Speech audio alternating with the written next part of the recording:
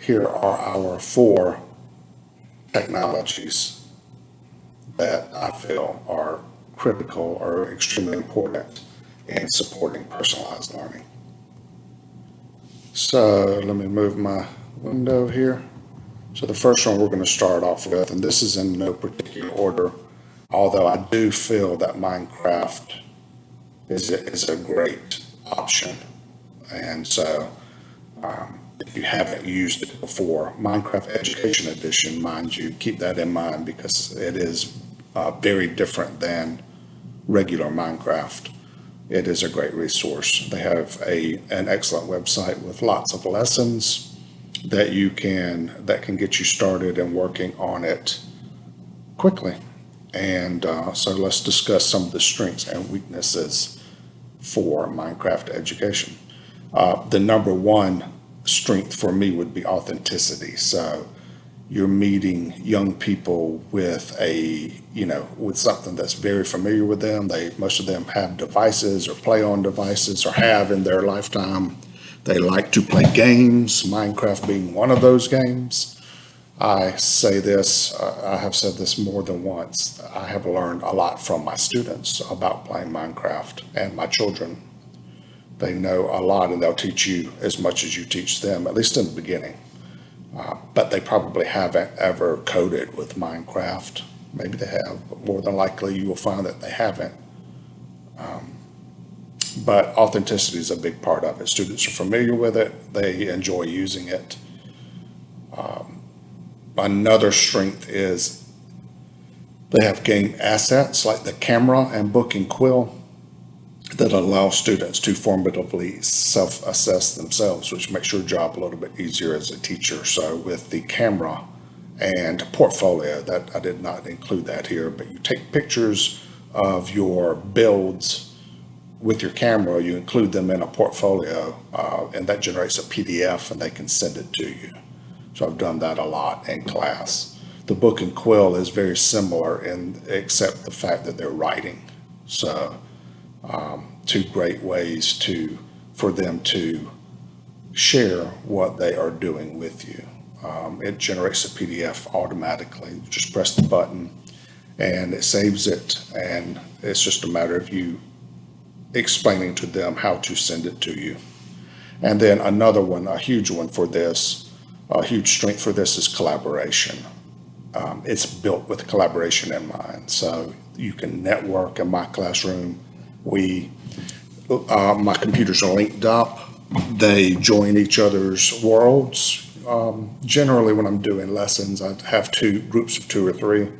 But if you have other challenges or other builds, like there's monthly build challenges, if you have an enrichment or clubs, Minecraft clubs, you could bring them all into one world and they can play together, and they do enjoy that. But that leads me to my weaknesses.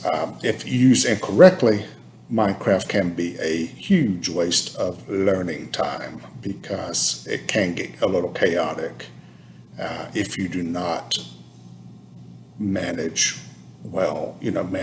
them using it very well. So it takes a little bit of practice. Stick to those lesson plans, take notes, and do reflections yourself. So reflect on what's going right, what's going wrong.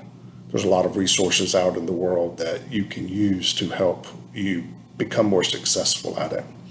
And then another weakness is once you begin using Minecraft, students will sometimes have a hard time transitioning to other strategies that you're using. And I'm being generous when I say sometimes because it's a lot. But it'll get to the point where it will rattle your nerves. I mean, when you're using Minecraft, they won't even get the door inside the door before class, and they'll be asking, "Are we doing Minecraft today, Mr. Swan? Mr. Swan, are we and it can wear you thin sometimes. But I use this in a lot of ways. Monthly build challenges in my class, and computer science. I teach very detailed computer science units using Minecraft for 6th, 7th, and 8th grades. I wouldn't really recommend Minecraft, at least in the way that I'm using it for below sixth grade, but certainly build challenges, K through 12 I feel Minecraft would be successful. Lego Mindstorms, I've been using them since I started teaching. I was blessed to get access to 20 or 30, actually, 30 kits, Lego Mindstorm kits. And so I teach robotics primarily with Lego Mindstorms. And I would recommend Lego Mindstorms, the EV3s, for K through 8. And I say that because generally in high school, they move into different aspects of robotics. But elementary school and especially middle school, it's a great time to introduce Lego Mindstorms. It's a great resource for implementing project-based learning, which is another huge strategy and that I would use and recommend for personalized learning. So it's also great for differentiation. Some students will gravitate towards the engineering aspects of it. Some students just like building things and engineering mechanisms to solve particular problems, whereas some are more interested in the computer science aspects. So there are other aspects that you can utilize with Mindstorm, specifically science and experiments. But for the most part, how I use it in my classes, we have specific objectives that combine the engineering and the computer science aspects. So I'm teaching them programming and engineering together using Mindstorms. And again, like Minecraft education, it is usually a home run. I mean, for the most part, even students that typically aren't really interested in programming or computer science like it.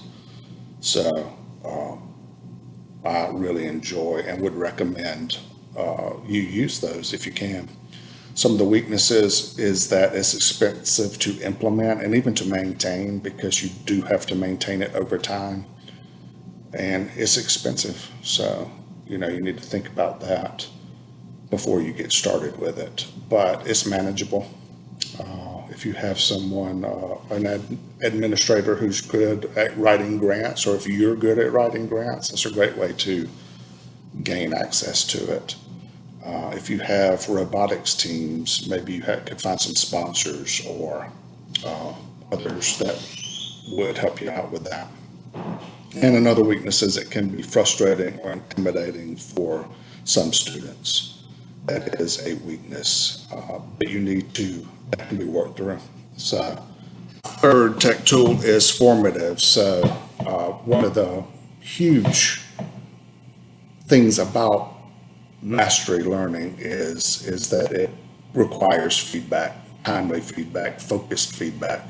So Formative is a great way to get that focused feedback. It also has different assessment styles, which makes it even more personalized and more individualized. So that makes it a great option.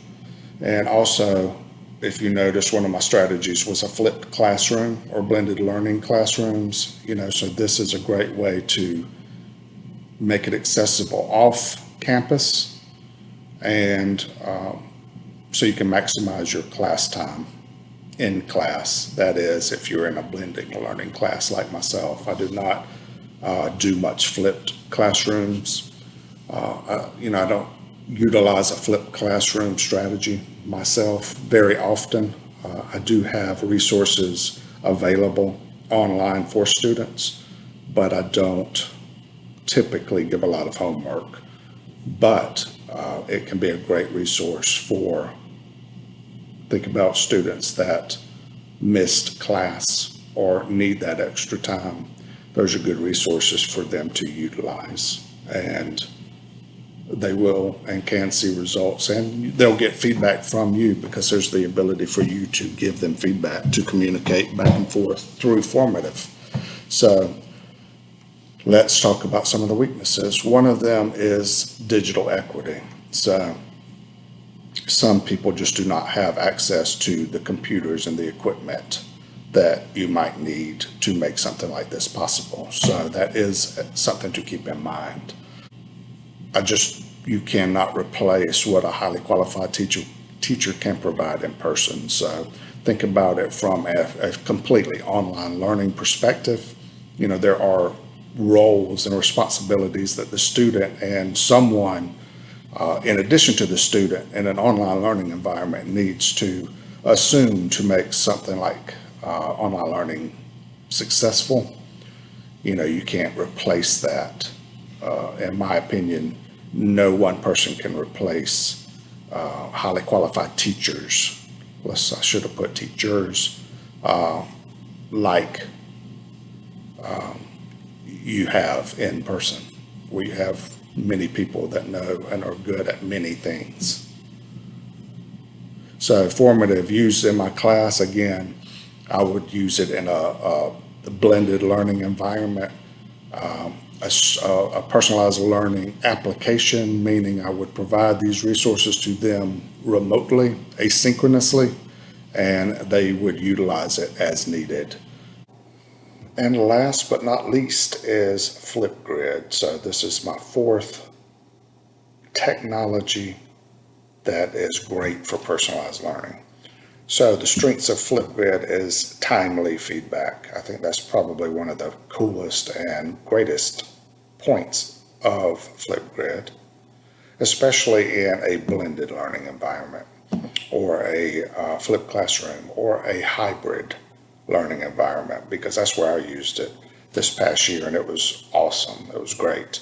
I was able to get some really cool, I actually had my students make balloon rocket racers, and seventh and eighth graders, but it's great for sixth, seventh, or eighth graders. I really wouldn't recommend it. I would recommend it from sixth through 12th. I think they would love it.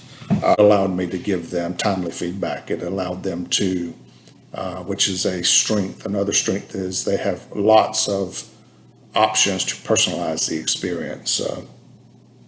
You know, everyone likes that, including myself. I had way too much fun using Flipgrid. But that's the point of it, right? It's very easy to sign in with, at least in my school, because we're a Microsoft school. Our students have Microsoft school email accounts. And so they were able to log in extremely easily. And, that's a very good plus too. That's the strength of it, is ease of use. It allows shy students to conceal their identities, which is definitely a strength, which kind of ties into my weakness. And that some students still, even with all of that being said, they still might not feel comfortable recording themselves. I'm sure I had students that never did submit videos. So, you've got to think about how to handle those types of things. And then there are concerns of privacy and sharing personal information. I think that's another big weakness. You need to keep those FERPA and their rights to share information. You need to make sure that you have that squared away before you start using something like that, or at least sharing information like that using Flipgrid. But it's a tremendous resource. Would highly recommend it. One note that I did want to add about Flipgrid is that it's now integrated into Minecraft education. So, that's another really cool way to assess students' work. It's not just the camera and the portfolio and the book and quill, but now they actually have ways for you to record and submit using Flipgrid and Minecraft education. So, some other really cool points that I wanted to make before the end of this video is that all of these resources that I included have great communities. Minecraft Education has a tremendous website with lots of lesson plans and worlds created, so you can really do a lot with it. For example, there is a Minecraft world of Florence, Italy that's extremely accurate. think about an art teacher who wants to share information or talk about, buildings in Florence or just, it's a really, there, and that's just one world. There's tons created for you there. Great community. Flipgrid has a really good online community on Twitter. In fact, they had a lot of, like a live conference this summer that they did a lot of really cool and interesting stuff online, just on Twitter. Lego Mindstorms, a great community. I use, in my classroom, I actually use a book by Damien Key, Damienkee.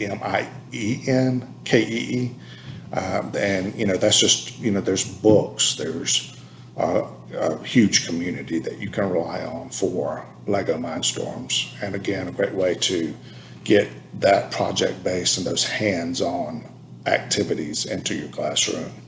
And then what am I forgetting? Formative. Another, I'm sure that's the one that I had the least experience with, but, they have websites, they have a community involved with it, they have a presence, and I follow them on Twitter. You can get and gain a lot of information and connect with a lot of teachers that way and see what they're doing, how they're utilizing it. They have pre-made assessments that you can use. So all of these are great for teachers, learners, into the world of education in general. So I am also sharing a PowerPoint that in the description, so click on that, and that talks about the 6 strategies that are effective for personalized learning. So between that PowerPoint and this video, hopefully that will get you started and help win you over about the power of personalized learning.